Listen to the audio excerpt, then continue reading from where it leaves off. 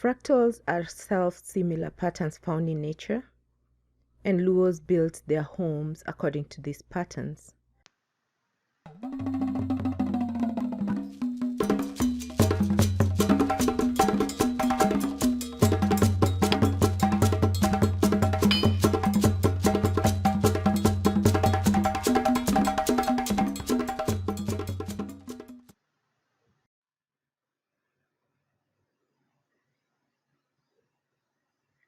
Fractals.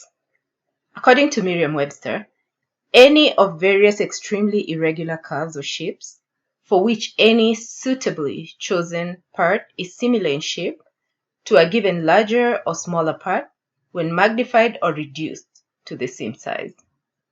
In simpler terms, fractals are self-similar patterns that when you zoom out or zoom in, they look similar in both large scale or small scale.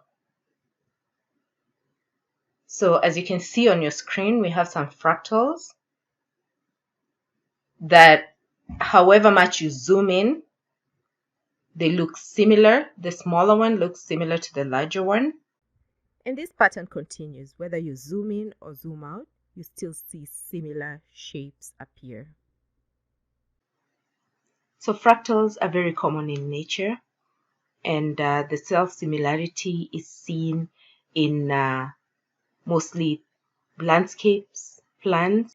You see that if you plant a seed from a mango tree, it looks like its progenitors, and it also looks like the next generation. You can always identify particular species of trees or plant, or even human beings. You see the babies look similar to the parents, and that is the process of creation.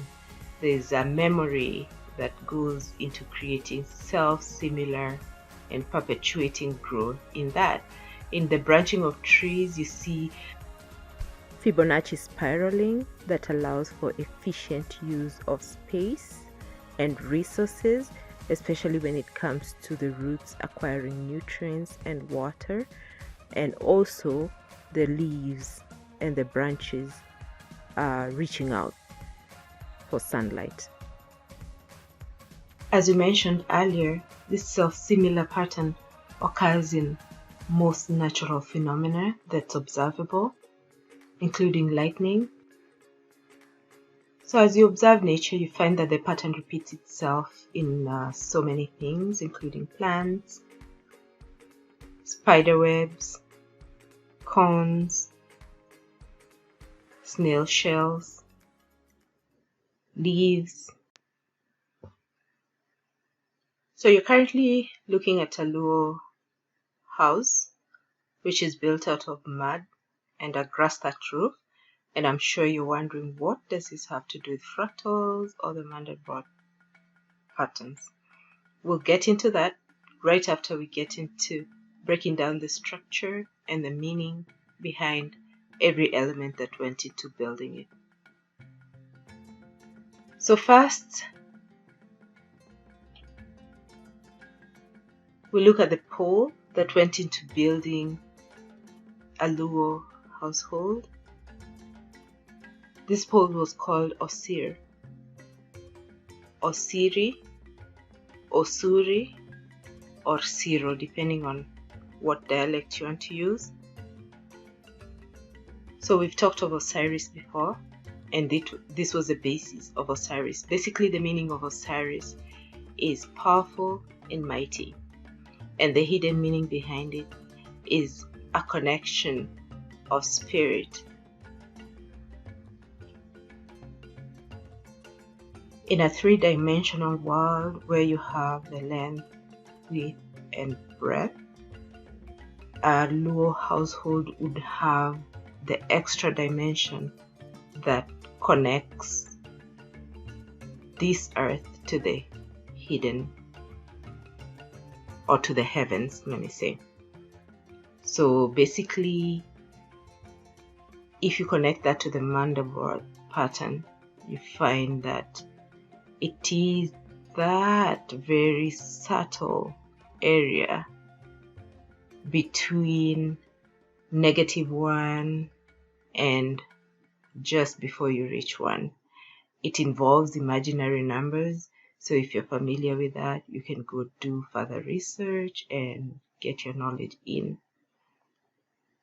Anyway, so basically the Osirs set the base for building the hut. Then from there, the surrounding hut would be drawn, and this would take a few hours to probably a day or two. And what I'm showing you there is the Osir itself. It appears in the center of the house, and yeah, the community would come together and put the house together very fast, and the family would move in there. Since Luos became pastoralists and were moving around a lot, there was no need for permanent structures anymore, which was formerly the norm. But with the invasions, people started building temporary structures because you just never knew when you'd need to move. And the structures you see in front of you were very easy to put up and very easy to bring down as need arose. Goyodala or Golodala. When a young Luo man reaches the age of maturity, it's expected of him to move out of his family home and start his own home. The process requires him to take a cock and an axe. He leaves the cock there for a period of time. And if you watch our previous video on creation, on the beginning of settlement here on Earth, jackal was used to survey the land and see if it was sustainable or if it was livable. The same thing happens, except now they cannot use jackals anymore. We use cocks.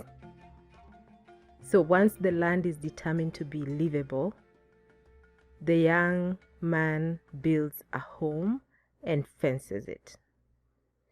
And so from what you can see in the diagram on your screen, the first house, the single home, is that of a young man that has moved, and then we have the family, the young man starting a family and basically building a cattle corral and starting to acquire wealth. He builds a kitchenette for his family, and as the family grows, you get to a point where you have teenagers, especially if they're teenage boys, then they have to start building their Simba, because from 14 to around 16 you cannot live in your parents' home anymore. You cannot sleep in your parents' home anymore, so you're required to move out into a Simba. And the Simba was basically just a hanging out place where people would bring their friends, but they would still have all the operations like their food, their meals, and the food storage and everything in the main house. So as we said earlier, we're going to be giving you the connection with fractals and how they grow.